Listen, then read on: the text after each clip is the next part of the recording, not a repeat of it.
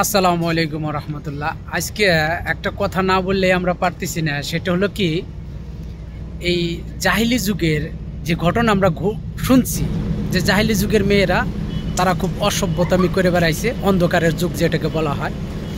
কিন্তু আজকে আমরা যেটা দেখি যে আজকেকার যুগের মেয়েরা এই জাহিলি যুগকেও হার মানাইছে।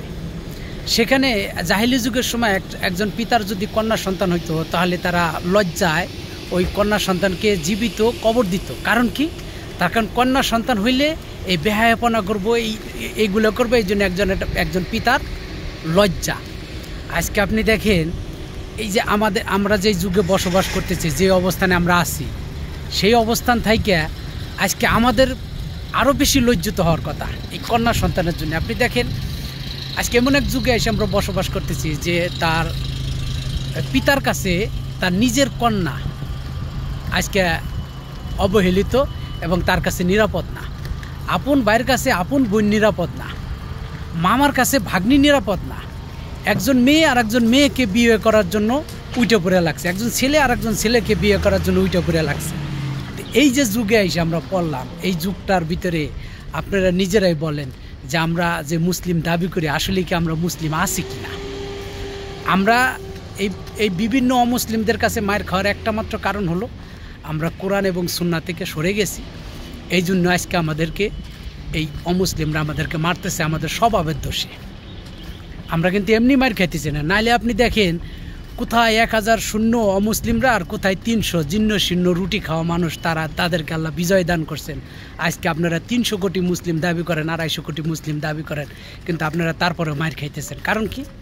এটা আল্লাহ রাসূল সাল্লাল্লাহু আলাইহি ওয়াসাল্লাম বলছিলেন যে তোমরা সংখ্যায় বেশি থাকবা, কিন্তু তোমরা সব জাতির কাছে মার খাবা। কারণ কি? কারণ আমরা সেই কোরআন এবং সুন্নাহ থেকে সরে গেছি বিধায় আজ আমাদের কপালে এই দুর্গতি লাগছে। আজকে আমরা এই দুর্গতি নিজেরাই নিজেদের কপালে ডাইকে আনছি। আর একটা গুরুত্বপূর্ণ বিষয় হলো, আপনি আজকে দেখেন, এই যে যেই যুগে আমরা বসবাস করতেছি, সেই যুগটার কারণ হলো কি, এই যে মোবাইল, ইন্টারনেট। এই যুগে একজন মেয়ের সাথে আপনার জীবনে দেখা হইতো না, অথচ সেই মেয়েটা গোসল করতেছে, তার পার্সোনাল জিনিসগুলো সে নিজে ভিডিও করতেছে, কারণ তাকে কেউ জোর করতেছে না, সে নিজে ভিডিও করে সোশ্যাল মিডিয়ায় ছাড়তেছে। এই যে বেহায়াপনা, এটা জাহিলি যুগকেও হার মানাইছে। অর্থাৎ আপনি যদি এইগুলোকে কন্ট্রোল করতে না পারেন, তাহলে আপনার দুনিয়া এবং আখিরাত দুইটাই শেষ হয়ে যাবে। হয়তো আপনি কিছুদিন হয়তো এই পয়সা করে দিয়ে আপনি নিজেকে অনেক উপর মহলে যাইতে পারেন, কিন্তু আপনি বেইজ্জতি হবেন, এবং আপনার বেইজ্জতি আপনি নিজেই কামাই করতেছেন। এর জন্য মানুষের দোষ না। আজকে আমরা মুসলিম দাবি করি, কিন্তু মুসলিমদের যেই চরিত্র স্বভাব থাকার কথা ছিল, সেই জিনিসটা আমাদের ভিতরে নাই। আমরা সেখান থেকে সরে গেছি বিদায় আজকে আমরা এইভাবে মায়ের খাইতেছি। আশা করি আল্লাহ আমাদেরকে সবাইকে সুবুদ্ধি দিবেন এবং আল্লাহ আমাদেরকে হিদায়াত দান করুক। আমরা যাতে মুসলিম দাবি করে আমরা যেন কোরআন এবং সুন্নাহ মাইনা চলতে পারি, ইনশাআল্লাহ, এই দোয়াই করি। আর যে যেখানে আছেন, যদি ভিডিওটা ভালো লাগে তাহলে সাবস্ক্রাইব ফলো করবেন ইনশাআল্লাহ। আসসালামু আলাইকুম।